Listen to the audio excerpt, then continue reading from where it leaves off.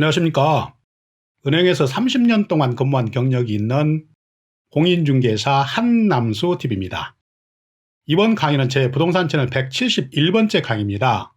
이번 강의는 유치권 제14강 유치권에 대한 대법원 판례 해설 세 번째 강의입니다.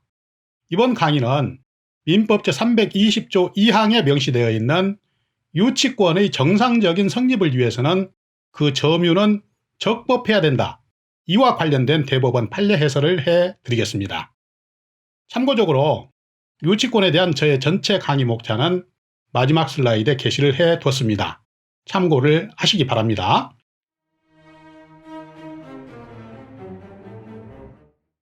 이번 강의의 주제는 법정치상권이 성립되지 않는 불법 건물에 대한 유치권자는 토지 소유자의 건물 철거에 대항할 수 있을까요?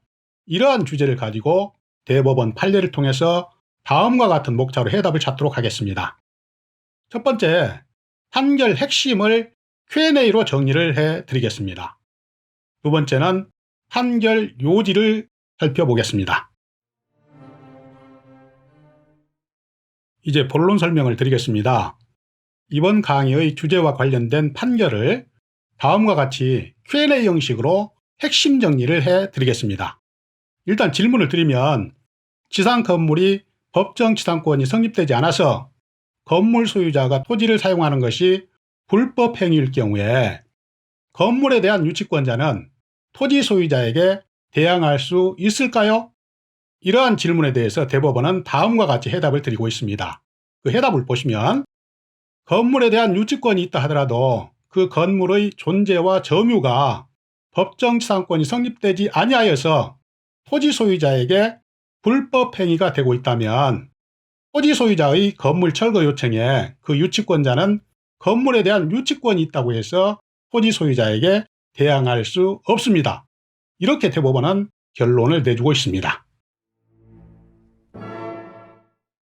이제 두 번째, 판결 요지를 보겠습니다. 내용을 보시면 건물 철거는 소유권의 종국적 처분 행위에 해당하는 사실행위이므로 원칙적으로는 그 소유자에게만 철거 처분권이 있으나 미등기 건물을 그 소유권을 갖고 있는 원시 취득자로부터 양도받아서 점유 중에 있는 자는 비록 소유권 취득 등기를 하지 못했다 하더라도 그 권리 범위 내에서는 점유 중인 건물을 법률상 또는 사실상 처분할 수 있는 지위에 있다고 할 수가 있습니다.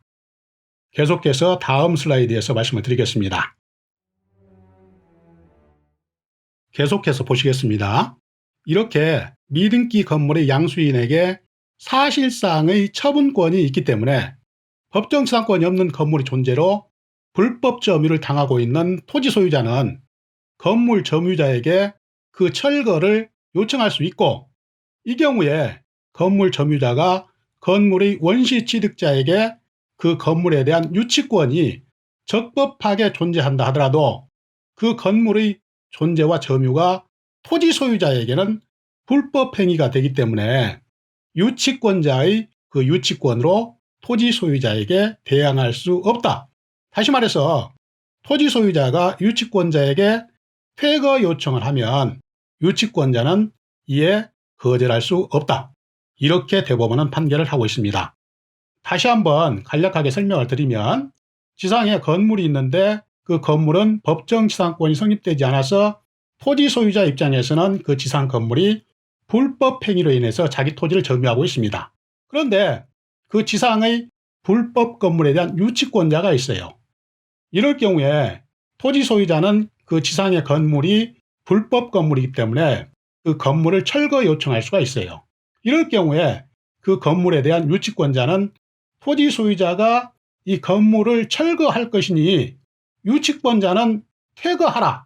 이렇게 요청을 할 수가 있다는 얘기입니다.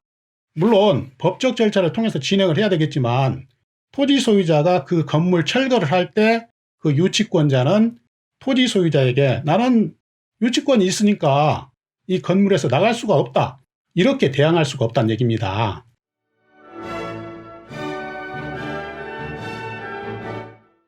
시청자 여러분, 지금까지 유치권 제14강 유치권에 대한 대법원 판례 해설 세 번째 강의였습니다. 이번 강의에서는 법정지상권이 성립되지 않는 건물에 대한 유치권자는 토지 소유자가 그 지상 건물을 철거하고자 할 때 그 유치권자에게 그 지상 건물에서 퇴거하라 이렇게 요청했을 때 유치권자는 거절할 수 없다. 이러한 대법원 판례를 말씀을 드렸습니다. 다음 유치권 제15강에서는 유치권 성립을 위해서 유치권자는 유치물의 점유를 언제부터 시작을 해야 정상적으로 유치권을 인정받을 수 있는지 여기에 대한 대법원 판례 해설을 해드리겠습니다. 저는 앞으로도 계속해서 부동산 관련 강의, 그러니까 유치권, 법정 지상권, 임대차 보호법, 권리분석 및 배당 사례, 부동산 금융 등의 주제로 알차게 강의를 준비해서 계속 여러분을 찾아뵙겠습니다. 항상 건강하시고 다음 강의에서 또 뵙겠습니다. 감사합니다. 안녕히 계십시오.